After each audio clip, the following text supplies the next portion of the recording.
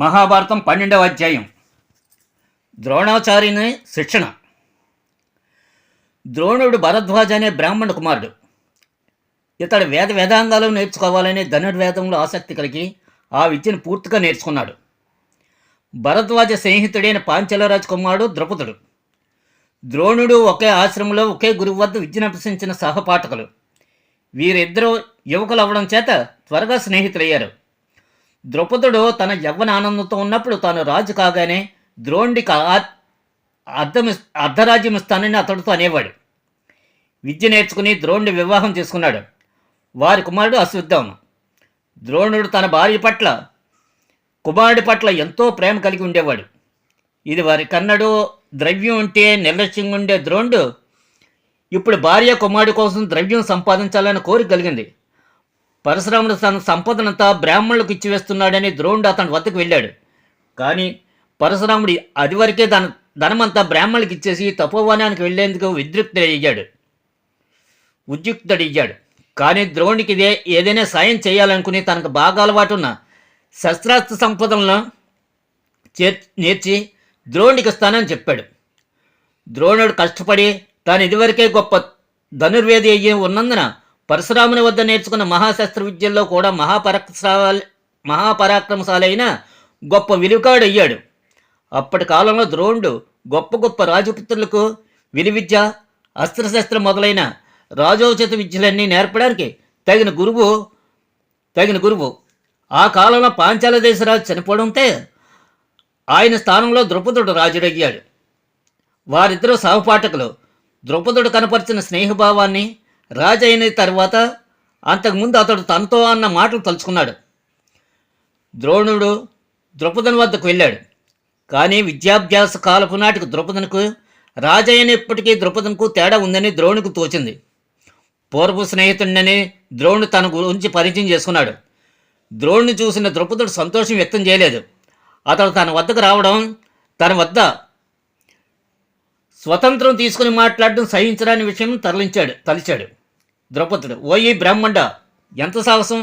నన్ను నీ స్నేహితుడిని పలకరించడానికి ఓ మూర్ధాభిషిక్తుడైన రాజుకు దేశదిమ్మరైన ముష్టివాడికి స్నేహం ఎలా ఉంటుంది? రాజ్యాన్ని పాలించే ఓ ప్రభువుతో పూర్వం ఎప్పుడో స్నేహం ఉందని అనడం చూస్తే నువ్వు మూఢుల్లో కనిపిస్తున్నావు. ఓ దరిద్రుడైన ముష్టివాడు రాజుకి ఎలా స్నేహితుడవుతాడు? విద్యలైన సొంటకు సకల శాస్త్ర పారంగతుడైన విద్యావంతుడు స్నేహితుడు ఎలా అవుతాడు? ఓ పిరికి పంద, ధైర్యోపేతుడైన వీరుడికి స్నేహితుడు ఎలా అవుతాడు? స్నేహం అనేది సామాన్య పరిస్థితులు గల వారి మధ్య ఉంటుంది. దేశాలు తిరిగే బిచ్చగాడు రాజుకు స్నేహితుడు కాడు అన్నాడు ద్రౌపదుడు. రాజు ద్రౌపదుడి నిందావ్యాఖ్యలు ద్రోణుల్లో కోపాగ్ని రగిలించాయి. కోపంతో బుసలు కొడుతున్న ద్రోణుడిని రాజసౌందర్యం నుంచి గట్టివేశాడు. తనను పరాభవించిన పవిత్రమైన పూర్వ స్నేహాన్ని తోసిపుచ్చిన ద్రౌపదుడిని శిక్షించి తీరవలసిందని ద్రోణుడు శపథం తీసుకున్నాడు. ఏదైనా వృత్తం చేపట్టడానికి ద్రోణుడు హస్తినాపురం వెళ్ళాడు. అక్కడ తన బావమరిది అయిన కృపాచార్యుంట కొన్ని రోజులు ఏ పని లేక ఉన్నాడు. ఒకరోజు రాజకుమారులందరూ పట్టణంలోని బహిరంగ ప్రదేశంలో బంతి ఆట ఆడుకుంటున్నారు. ఆ ఆటలో బంతితో పాటు యుధిష్ఠిరుడి ఉంగరం ఒక నూతిలో పడింది. రాజకుమారులంతా నుయ్యిట్టు మూగారు.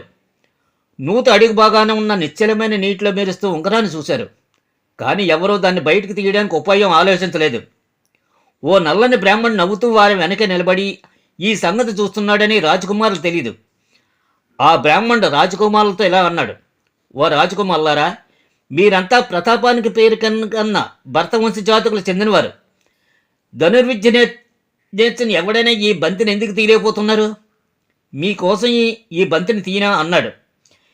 దీనికి యుధిష్ఠిరుడు నవ్వుతూ హాస్యంగా, ఓ బ్రాహ్మణ, మీరు ఈ బంతిని బయటకు తీస్తే కృపాచార్యులంటే మీకు కడుపు నిండా భోజనం పెట్టిస్తానన్నాడు. దీంతో ద్రోణుడు ఓ గడ్డిపోచ నూతిలో విడిచి కొన్ని మంత్రాలను ఉచ్చరించాడు.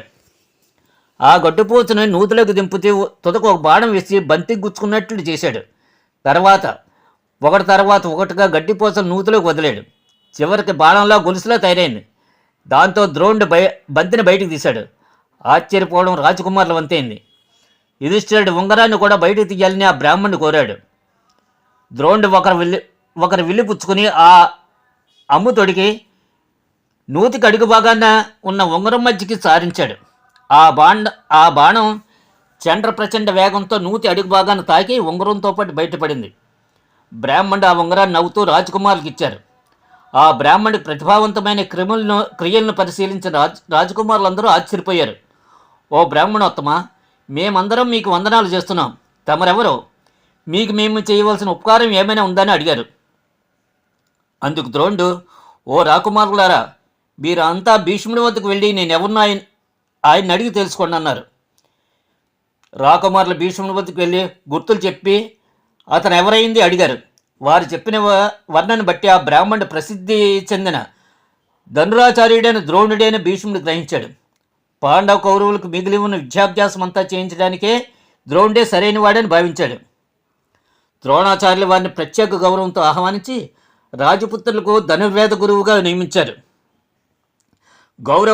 కౌరవ పాండవుల కుమారులందరూ వారి వారి విద్యను పూర్తి చేసిన తర్వాత గురుదక్షిణగా ద్రౌపదరాజును బంధించి ప్రాణంతో తన వద్దకు తీసుకురావాలని కర్ణుడిని దుర్యోధనుడిని కోరారు. ద్రోణుడి ఆదేశం మేరకు వారిద్దరూ వెళ్ళి తమ కార్యాన్ని నెరవేర్చలేక తిరిగి వచ్చారు. తర్వాత అదే పని మీద అర్జునుడిని పంపారు. అతడు యుద్ధంలో ద్రౌపదుని ఓడించి ఆయన మంత్రిని కూడా బంధించి తెచ్చి ద్రోణుని ముందు పడేశారు. ద్రోణుడు నవ్వుతూ ద్రౌపదుడితో ఇలా అన్నాడు, ఓయి రాజశ్రేష్ఠుడా, నీ ప్రాణాల విషయమై భయపడకు.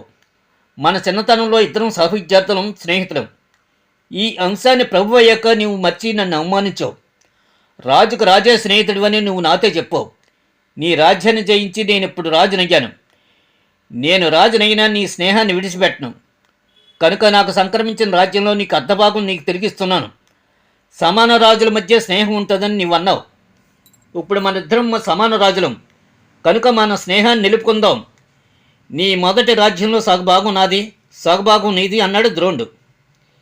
ఇది వరకు ద్రౌపది చేతిలో తాను పొందిన పరాభవానికి ఇది సరిపోయిందని ద్రోణుడు ద్రౌపదుడిని స్వేచ్ఛగా విడిచిపెట్టాడు. ద్రౌపదుడికి గర్వభంగమైంది. ద్రోణుడిపై పగా ద్వేషంతో కళ్ళు ఎరిపెక్కాయి. తన జీవితంలో ఏ విధంగానైనా ద్రోణుడికి పరాభవం చేయాలనే లక్ష్యం పెట్టుకున్నాడు ద్రౌపదుడు. అందుకు ఉపవాసాలు, యజ్ఞాలు, తపస్సులు చేశాడు. ఇవన్నీ దేవతలకు సంతోషం ఇచ్చాయి. ద్రోణుని చంపగల దృష్టద్యుమ్నుడు అనే కుమారుణ్ణి అర్జునుడు వివాహమాడే ద్రౌపది అనే కుమార్తెను ద్రౌపదుడు వరంగా పొందాడు. ఈ దృష్టద్యుమ్నుడే కురుక్షేత్రంలో పాండవ సేనా నాయకుడు అయ్యాడు. కొన్ని విచిత్ర పరిస్థితుల్లో యుద్ధంలో ద్రోణుణ్ణి దృష్టద్యుమ్నుడు చంపగలిగాడు. ద్రౌపది పాండవులకు భార్య అయ్యింది.